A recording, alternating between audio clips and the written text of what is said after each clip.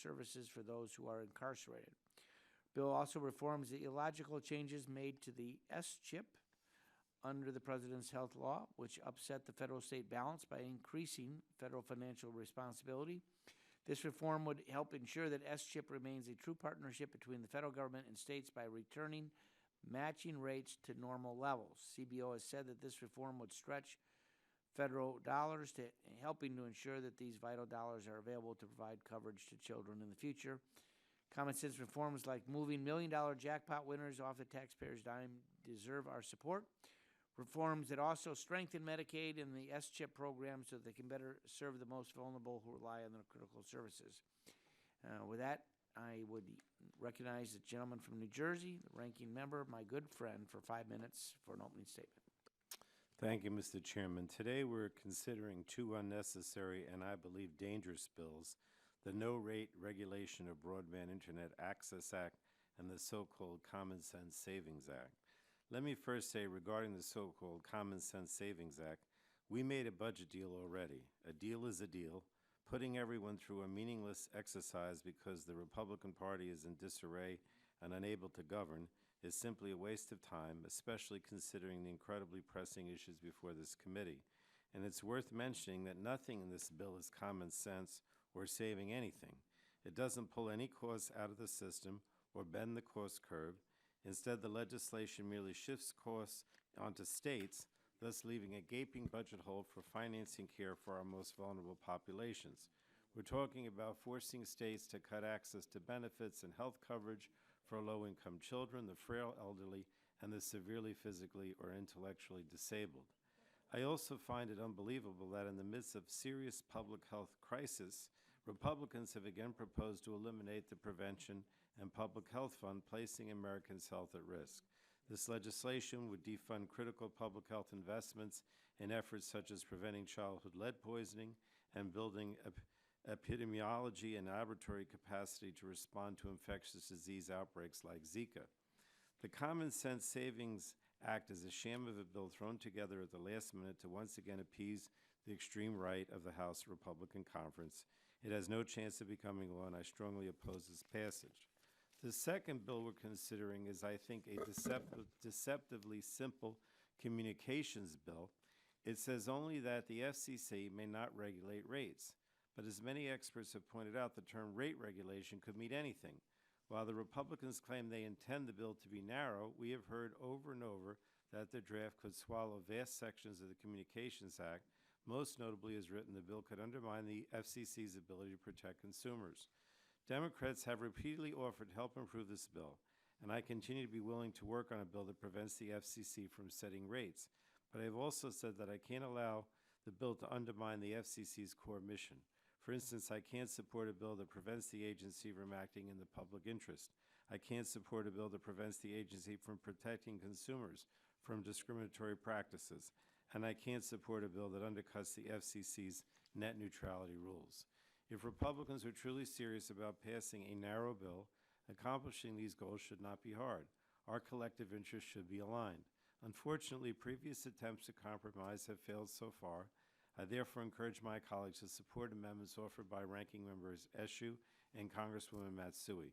Together, these amendments can accomplish many of the Republicans' goals without the same risk to consumers. And I believe these amendments offer a fair compromise, but without those changes, I can't support the underlying legislation. Instead of being partisan, I urge my Republican colleagues to work with us to find a solution that's equitable to everyone. And I yield back, Mr. Chairman. Gentleman yields back. Thank you. Chair would recognize the chairman of the Health Subcommittee, Mr. Pitts, for 3 minutes for an opening Thank statement. you, Mr. Chairman. We have an opportunity to approve common sense measures that will begin to reduce the federal deficit through reforms in spending under Medicaid, CHIP, and the Prevention Public Health Fund. Many of these common sense measures are not new to this committee, as we have considered them previously in the Health Subcommittee or in budget reconciliation instructions. First, I would like to remind the committee members why we're here today. Federal spending on our largest health care entitlements is the largest driver of federal debt and annual budget deficits. In its long-term budget outlook, the Congressional Budget Office recently warned that our current spending path will soon lead to the return of trillion-dollar annual deficits, thus raising the likelihood of another fiscal crisis like the Great Recession. Thankfully, this future need not be our fate. We can make changes now to avoid a crisis in the future, and the bill before us would reduce the federal deficit by about $30 billion over a decade. About $15 billion of those savings would come from Medicaid and CHIP. During that time, total Medicaid spending alone is projected to total more than $8.3 trillion. The savings in this bill represents less than 0.2% of that amount. Second, let me briefly comment on the importance of policies in H.R. 4725, the Common Sense Savings Act. Section 2 of this bill would change how states calculate the treatment of lottery winnings and other lump sum income when assessing the income eligibility of a person who has applied for Medicaid coverage. This is important because today, large dollar lottery winners actually still receive Medicaid benefits. That's because Medicaid rules count lump sum payments only in the month they're received, which means individuals are able to retain their Medicaid benefits even after winning millions in the lottery. Sadly, this change is needed. As just one example, a state reported to us that a family was receiving Medicaid even after the father won over $440,000 in the lottery. This bill makes the common sense change to require states to count tens of thousands of dollars of winnings when determining if an applicant is eligible. Next, Section 3 of the bill would eliminate the enhanced federal Medicaid match for prisoners. While Medicaid does not typically pay for health care for prisoners, under the rules of the books, Medicaid can pay for prisoners' health care costs if they are in an inpatient facility for more than 24 hours and otherwise meet eligibility criteria for state Medicaid programs. The Affordable Care Act's enhanced matching rate for childless adults means that today in many states, the federal government is paying for a greater portion of the cost of care for prisoners than it is for mothers and children or the disabled. Surely, this is an unintended consequence of the ACA. So this provision will eliminate the enhanced federal matching assistance program rate just for such prisoners. The bill also extends the previous Medicaid threshold applied for determining acceptable provider taxes and sunsets PPACA increase and increased FMAP under CHIP. And finally, Section 6 of the bill repeals the Prevention Public Health Fund created by Section 4002 of the Affordable Care Act. My colleagues will recall my long-standing interest in seeing that part of the health care law repealed, as I've repeatedly sponsored bills to do just that. Under current law, the Secretary of Health and Human Services has the full authority to use this account to fund any programs or activities under Public Health Service Act that she chooses without congressional input, approval, or oversight. Keep in mind this funding is over and above the amount that Congress has already decided should go to such activities, the amount that Congress has already appropriated for these activities. The wide secretarial discretion in deciding how to allocate mandatory funds should concern every member of Congress. This is a slush fund from which the Secretary can fund pet projects without any congressional oversight or approval. Because there are so few restrictions on the funding, no one here can tell us what this funding will be used for in the next decade or beyond. Not only can we not influence how the money will be spent, we can't even predict it. So by eliminating the fund, we're reasserting Congress's appropriate role in prioritizing federal taxpayer dollars spent on federal priorities. Thank you, Mr. Chairman. I yield back. Gentleman's time has expired. Chair would recognize the gentleman from Texas, the ranking member of the Health Subcommittee, Mr. Green, for an opening statement. Thank you, Mr. Chairman, and I'm deeply disappointed in the inaccurately named Common Sense Savings Act, which would yet again cut programs for the people with limited incomes and vulnerable populations seeking to balance the budget on the backs of those most in need. The policies included in H.R. 4725 would increase the ranks of the uninsured and harm low-income families. The bill would cut Medicaid, children's health programs by repealing a boost in federal matching rate for the children's health insurance program and cruelly kicking low-income kids off the Medicaid program. The enhanced match was maintained in the Medicare Access and CHIP reauthorization, which was signed into law last year after being voted for by an overwhelming majority of the House. This marks another attack on the Affordable Care Act, and this time at the expense of Americans' children. At the same time, the bill unduly restricts states' ability to use health care provider taxes to help finance their Medicaid programs. Provider taxes are a critical source of revenue for every state except Alaska. Restricting states' decision to use this revenue stream will have serious consequences for low-income families, as states would be forced to cut Medicaid to offset the loss of funds and would likely be deterred from Medicaid expansion. It yet also, again, attempts to repeal the Prevention and Public Health Fund. This short-sighted policy will significantly roll back funding for preventative health measures such as child immunization programs, programs to reduce tobacco use, and efforts to prevent heart disease, stroke, and diabetes. The fund provides $16.5 billion to improve preventative health, public health quality, and overall health outcomes. Primarily through the Centers of Disease Control and Prevention, it funds vital initiatives like those to strengthen state and local entities' ability to respond to infectious diseases, prevent lead poisoning among children, reduce racial disparities in healthcare access and health outcomes. H.R. 4725 is a transparent effort to generate support for a fiscal year 2017 budget resolution on the House floor and is not worthy of our great committee. We should be using this time to strengthen Medicaid and CHIP and to advance efforts on prevention so we can meaningfully bend the healthcare curve and improve the overall health of American people. I'm strongly opposed to the FCC setting rates on the internet broadband access. Government intrusion into what much services should cost, particularly when there's a competitive and growing marketplace for broadband access, is not only unnecessary but harmful to consumers and innovation. That's why I'm disappointed at the failure to find agreement on no rate regulation of Broadband Internet Access Act. There is a bipartisan support for rate regulation legislation that would promote innovation in broadband deployment and ensure our country continues to be the world leader in digital economy. I'm hopeful that an agreement may be found before tomorrow morning that I can support.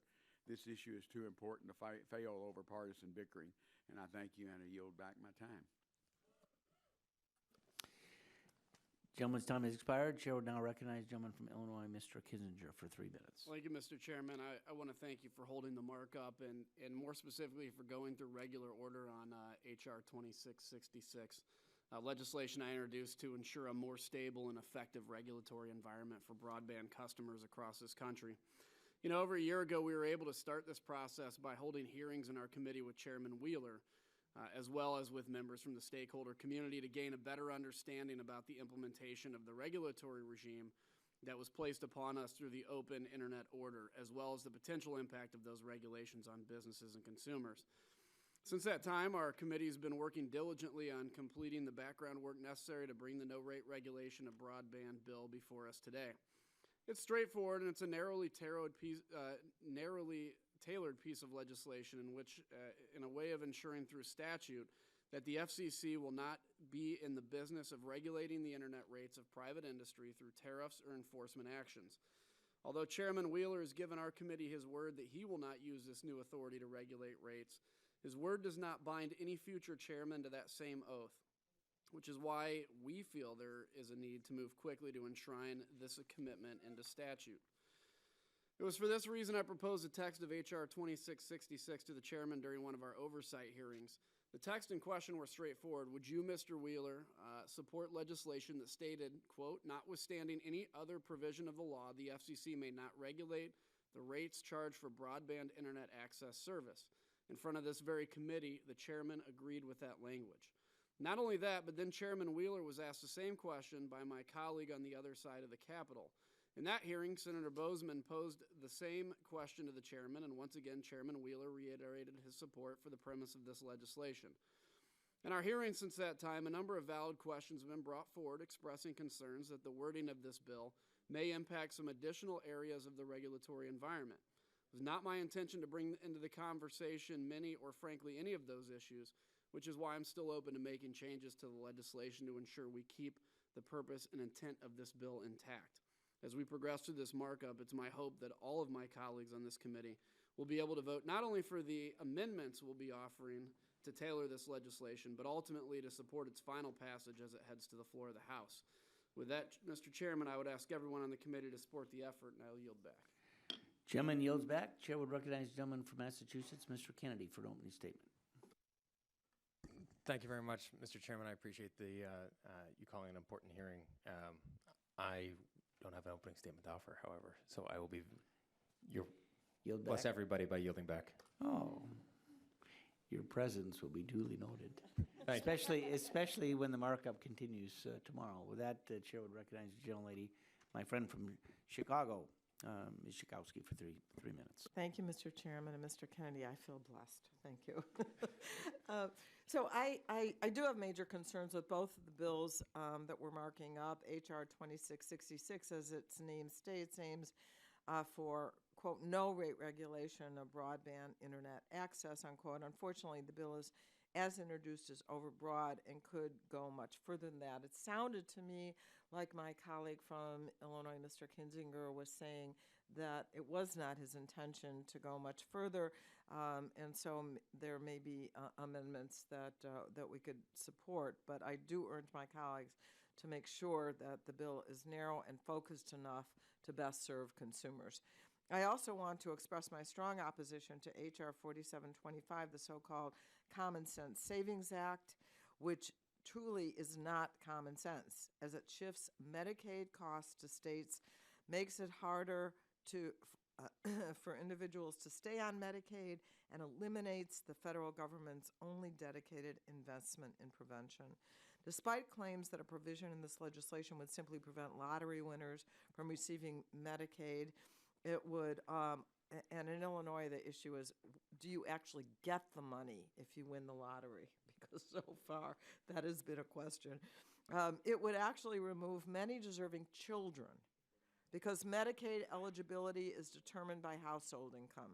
Children in these households have not collected any winning or lump sum payments, and yet this bill would result in these children losing Medicaid coverage. I ask my colleagues, did you really come here to take health care away from little children?